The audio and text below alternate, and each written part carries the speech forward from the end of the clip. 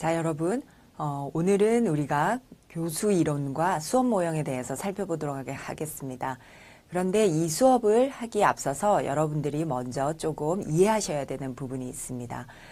흔히들 이제 교육공학 공부를 하다 보면요, 여러분들이 많이 처음 듣는 또는 헷갈리는 또는 모르는 용어들이 많이 나와서 좀 어려워요, 이런 얘기들을 많이 하십니다. 그래서 오늘은 여러분들에게 그런 용어에 관한 설명부터 간단히 조금 하고 그 수업을 시작하도록 하겠습니다. 가장 먼저 여러분들이 무엇인가를 새로운 용어를 자꾸 외우시려고 하면 어렵습니다. 그래서 이해를 하시기 바랍니다. 오늘 우리 수업의 제목은요, 교수 이론, 이런 말이 나옵니다. 그런데 여러분들이 우리 이 전체 교육공학 수업의 앞부분에서 학습 이론을 배웠죠. 학습 이론에는 어떤 것들이 있었습니까? 그렇죠. 행동주의, 인지주의, 구성주의 하는 것을 학습 이론의 단원에서 배웠습니다. 사람들의 학습자의 학습을 설명하는 이론이 학습 이론이라고 한다면 그것의 이 상대편에 있는, 그러면 이 학습이 잘 일어나게 하기 위해서 어떤 식으로 가르치고 교육을 해야 될 것인가 하는 것이 교수 이론입니다. 어렵지 않습니다. 그래서 교수 이론은 그런 관점에서의 이론이에요. 그래서 여러분들이 어떤 책들을 보면 교수 학습 이론 이런 말들이 많이 나오는데요. 학습만 딱 떼어서 생각하기도 그렇고 교수만 딱 떼어서 생각하는 것이 아니고 인간의 학습이 잘 일어나게 하는 것이 교수 이론이기 때문에 우리가 많은 부분 이 두 가지를 같이 설명하는 이론들이 많이 있습니다. 그런데 요 수업의 관점에서는 어떻게 가르치는가의 관점에서 좀 많은 초점을 두기 때문에 교수 이론이라는 이름을 많이 붙입니다. 그렇게 이해하시면 됩니다. 그리고 여러분들이 또 한 가지 헷갈리는 부분은, 그런데 또 교수 모형이라는 얘기도 나와요, 이렇게 얘기를 합니다. 모형은 무엇입니까, 여러분? 모형은 어떤 것에 우리가 표본, 본보기 또는 어떤 중요한 구성 요소들을 이렇게 설명하기 위해서, 그 이론이나 무엇을 설명하기 위해서 구성 요소들을 뽑아서 요런 구성 요소들이 요렇게 구성되었구나라는 것을 보면 그 이론이나 이런 것들을 조금 더 잘 이해하게 되게 보여주는 어떤 좀 명시적인 도식화해 놓은 것이라고 보시면 됩니다. 여러분들이 이 수업에서 배운 그 모형에는 어떤 게 있었습니까? 그렇죠? 디겐케리 모형이 있었죠. 그건 뭐였습니까? 교수 설계를 하는 사람들에게 요 단계, 요 단계, 요 단계를 어떻게 따라가라 라고 하고 보여주는 모형이었죠.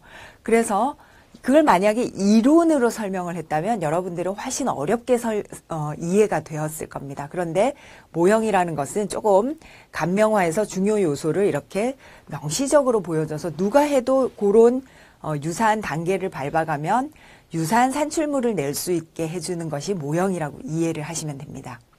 그래서 이 수업에서는 여러분들이 이제 수업을 잘하기 위한 많은 것들을 배우는 수업이기 때문에 교수 모형 또는 교수 측면만 강조하는 것이 아니고 학습 측면도 같이 강조한다라는 측면에서 교수 학습 모형, 이렇게 이름을 붙이기도 하고요. 또는 여러분들이 잘 알고 있는 이 교수학습 모형이 쓰이는 현장이 어디입니까? 그렇죠? 수업 현장이죠. 그래서 수업 모형, 이렇게 이름을 붙이기도 합니다. 그래서 이론의 차원에, 순수 이론의 차원에서는 우리가 교수 이론, 교수학습 이론 이렇게 얘기를 하지만 학교 현장에 계시는 많은 선생님들이나 실제 교육을 하시는 분들은 더 익숙한 말이 교수학습 모형 이런 말보다는 수업 모형 이런 말로 더 많이 이해를 하고 계십니다. 그래서 크게 다르지 않고 유사한 용어다, 이렇게 이해를 하시면 되겠습니다. 자, 그러면 수업 모형을 여러분들이 좀 알기 쉽게 한 번 더 설명을 드리겠습니다. 이 수업 모형은요, 실제 수업 현상을 그 특징적인 활동을 중심으로 좀 단순화시켜서 누가 따라해도 요런 단계로 따라하면은 이런 수업을 할 수 있겠구나라고 만들어 놓은 것이 수업 모형입니다. 그래서 수업 현상에서 여러분들이 가장 중요한 요소들이 어떤 것들이 있습니까?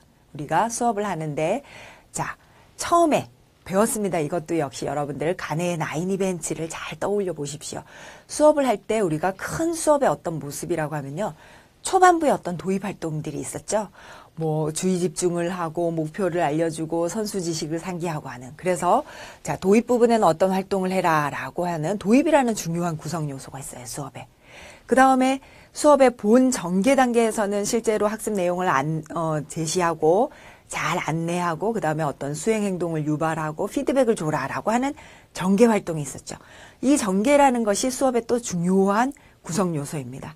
그다음 수업 마무리에는 어떤 정리 활동을 하고 일반화를 하고 뭐 전의를 해라라고 하는 정리 활동이 있었습니다. 이것처럼 수업 모형이라는 것은 각 수업에서 가장 중요한 주요 골자를 이렇게 드러내서 이런 식으로 수업을 하라라고 알려주는 것이 수업 모형입니다. 가장 기본적인 수업 모형은 이렇게 어떤 수업이든지 도입, 전개, 정리는 있습니다. 이 기본적인 골자를 가지고 각각 조금씩의 특징들이 있는데 이제 오늘 수업에서는 그런 부분들을 우리가 한번 살펴보도록 하겠습니다.